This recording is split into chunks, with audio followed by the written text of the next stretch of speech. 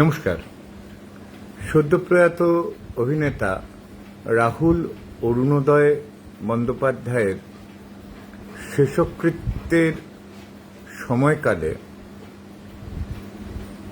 CPIM দলের নেতা কর্মী সমর্থকদের উপস্থিতি, তাঁদের বামপন্থী ভাবধারায় প্রয়াত রাহুলবাবুকে সম্মান প্রদর্শন,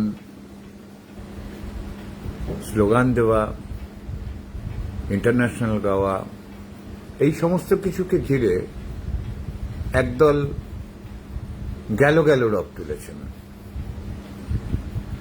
আসলে রাহুলবাবু তাঁর সম্বন্ধে এই একটা দিনে যেটুকুনি জানবার সুযোগ ঘটেছে তার বিভিন্ন লেখালেখির মাধ্যমে বা তার বিভিন্ন পডকাস্ট ইত্যাদির মাধ্যমে, তিনি কখনো তাঁর রাজনৈতিক বিশ্বাসটিকে গোপন রাখেননি।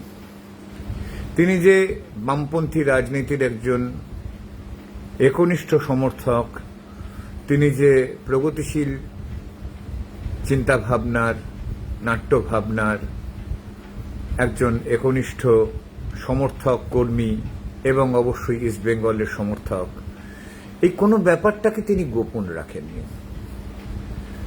তাকে হয়তো এই অধিকার বোধকে বজায় রেখে চলতে গিয়ে অনেক সময় অনেক রকম প্রতিকূলতার সম্মুখীন হতে হয়েছিল। কারণ আমরা খুব ভালোভাবেই বুঝতে পারি যে যারা শাসকের হ্যাঁ করা লোক নন, মানুষ নন, লোক কথাটা মার্জনা করবেন, এটা বলা উচিত হয়নি। শাসকের হয়ে যারা হ্যাঁ করে তারা লোক, আর শাসকের সঙ্গে যারা সব বিষয়ে সুর মিলিয়ে প্রাসাদের দাক্ষিণ্য পাওয়ার প্রত্যাশায় থাকে না, তারা কিন্তু মানুষ। রাহুলবাবু ছিলেন মানুষ। তিনি আমার থেকে বয়সে অনেক ছোট হলেও, তার অভিনয় সেভাবে দেখবার সুযোগ না পেলেও আমি তাকে সম্মান করি, আমি তার প্রতি আমার বিশেষ ভালোবাসা জ্ঞাপন করি। তাই আজকে যখন দেখছি কোনো সাংবাদিক নামধারীয় ব্যক্তিত্ব, তিনিও নানা ধরনের কথা বলছেন, কারণটা কি না, রাহুলের শেষকৃত্য প্রয়াণের পরের যে সমস্ত কর্মকাণ্ড, শোকপ্রবাহ, তার মধ্যে কমিউনিস্ট ভাবধারার যে আদর্শ, সেটাকে বজায় রাখবার চেষ্টা করা হয়েছে। এই চেষ্টাটা করা হয়েছে এই জায়গা থেকেই রাহুল যা বিশ্বাস করতেন সেই বিশ্বাসকে তিনি গোপন করতেন না, আর তাঁর সেই বিশ্বাসকে মর্যাদা জানিয়ে, সেই বিশ্বাসকে সম্মান জানিয়েই সেটা করা হয়েছে। আর তার জন্য কি সমালোচনা? না না, তার জন্য সমালোচনা নয়। সমালোচনাটা কি জন্য হচ্ছে? সমালোচনাটা হচ্ছে রাহুলের এই অপমৃত্যু ঘিরে ওই সিরিয়াল করছেন যারা, তাদের ব্যবস্থাপনার যে ত্রুটি, বিশেষ করে সেই সিরিয়ালের সঙ্গে যুক্ত একজন ব্যক্তিত্ব যিনি অত্যন্ত বেশি রকমের শাসক ঘনিষ্ঠ, তাকে আড়াল করবার জন্য। রঞ্জিত সুর মানবাধিকার কর্মী, তিনি ইতিমধ্যেই তো সেই ভদ্রমহিলার ভূমিকা ঘিরে নিরপেক্ষ তদন্ত দাবি করেছেন। আশা করি অন্যান্য মানবাধিকার সংগঠনগুলি, রাজনৈতিক দলগুলি, অভিনয় জগতের, সাংস্কৃতিক জগতের মানুষজনেরা একের পর এক সেই দাবি উত্থাপন করবেন। ওড়িশায় গিয়ে শুটিং হচ্ছে, ওড়িশার পুলিশ জানে না।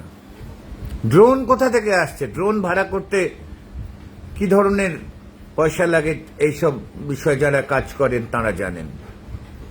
অথচ একজন চিকিৎসক, অথচ সমুদ্রে ধারে শুটিং করতে গেলে, যেখানে যে তালসারিতে সমুদ্রের ধারে শুটিং করার অনুমতিই পাওয়া যায় না, এগুলি কি করে সংগঠিত হলো? এই সব প্রশ্নগুলো যাতে না উত্থাপিত হয় তাই জন্যই ধরে সিপিআইএমকে কাঠগড়ায় তোল। সব শিয়ালের একরা, সব শিয়াল আবার জুটে পড়েছে। ধর ধর ধর সিপিআইএমকে ধর ধর ধর ধর বামপন্থীতে ধর। কারণ যাতে রাহুল বাবুর এই অপমৃত্যুকে ঘিরে যে গোটা কর্মকাণ্ড, যাদের ব্যর্থতা, পুলিশ প্রশাসক, এই তার যে তার যে ইউনিট, তাদের লোকজনদের এই যে ব্যর্থতা এবং কর্তব্যে অবহেলা, এগুলোকে কিভাবে অন্যভাবে প্রমাণিত করা যায়।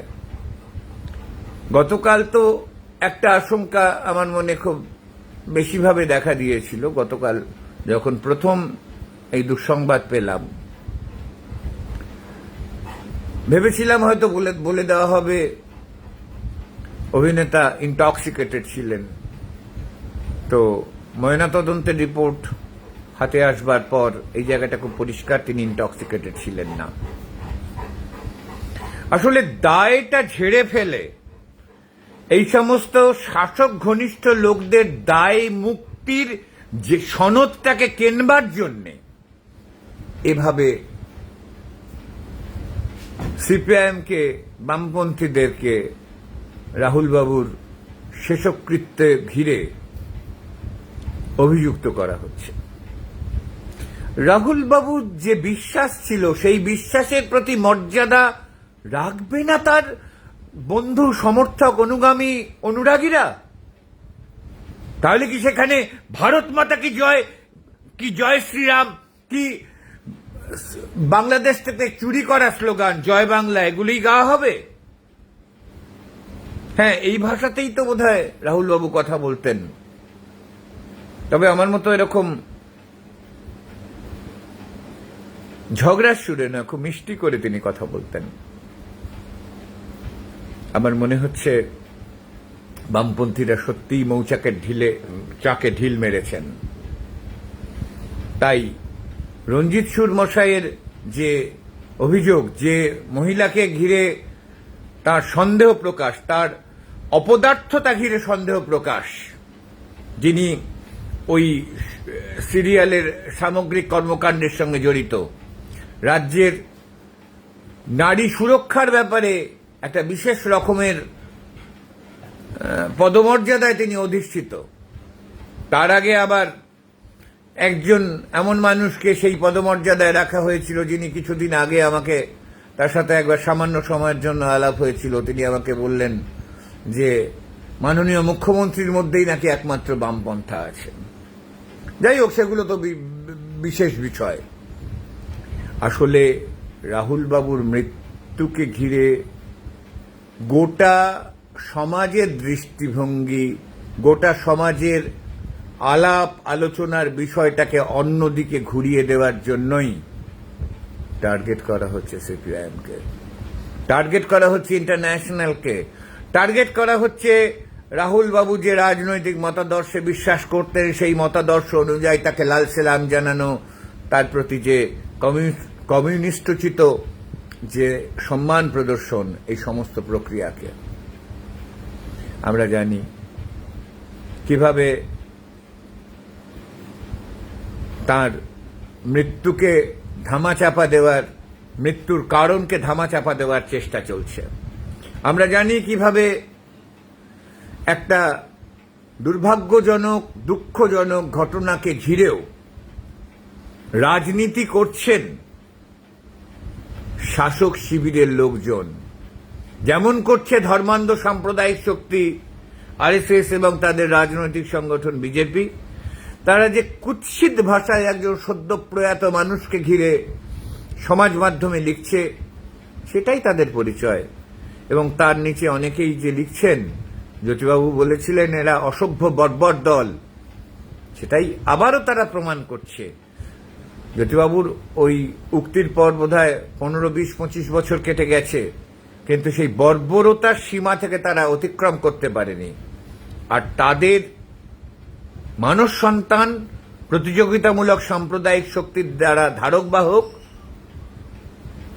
তারা এই ঘটনাকে সিপিআইএম কিভাবে লাশের রাজনীতি করছে এই ধরনের কথাবার্তা বলতে শুরু করেছে ইতিমধ্যেই সমাজ মাধ্যমে। আসলে লাশের রাজনীতিটা কার কাছ থেকে বিজেপি শিখেছে?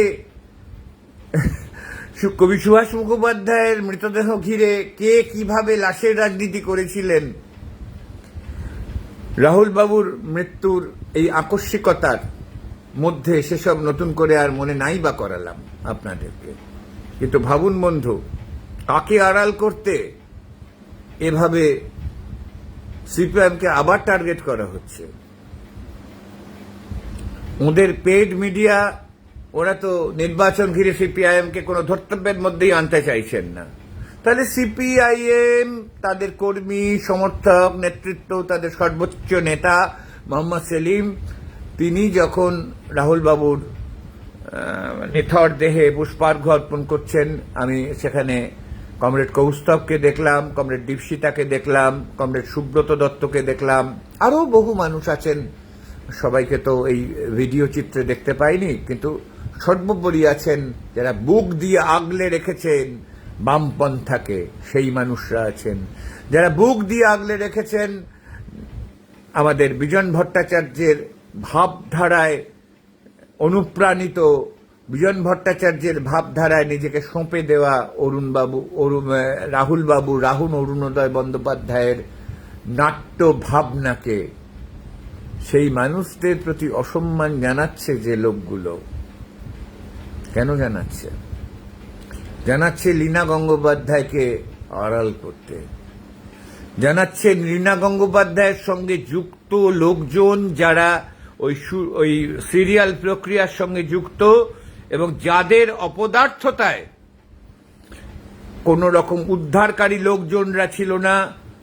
আচ্ছা, রাহুল বাবুর শরীরে পানি খেয়ে জল খেয়ে নেওয়ার সঙ্গে সঙ্গে এতটা বালু ওর ফুসফুসে কি করে এলো? এ তো পাওয়াই যাচ্ছে তার রিপোর্টে, পিএম রিপোর্টে, পোস্টমর্টম রিপোর্টে।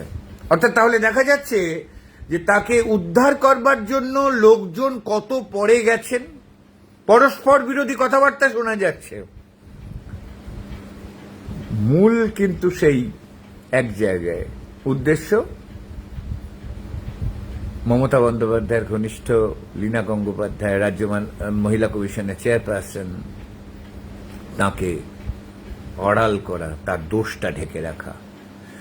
কমরেড রাহুল অরুণোদয় বন্দ্যোপাধ্যায়, লাল সালাম, কমরেড রাহুল অরুণোদয় বন্দ্যোপাধ্যায়, যুগ যুগ জিয়ে।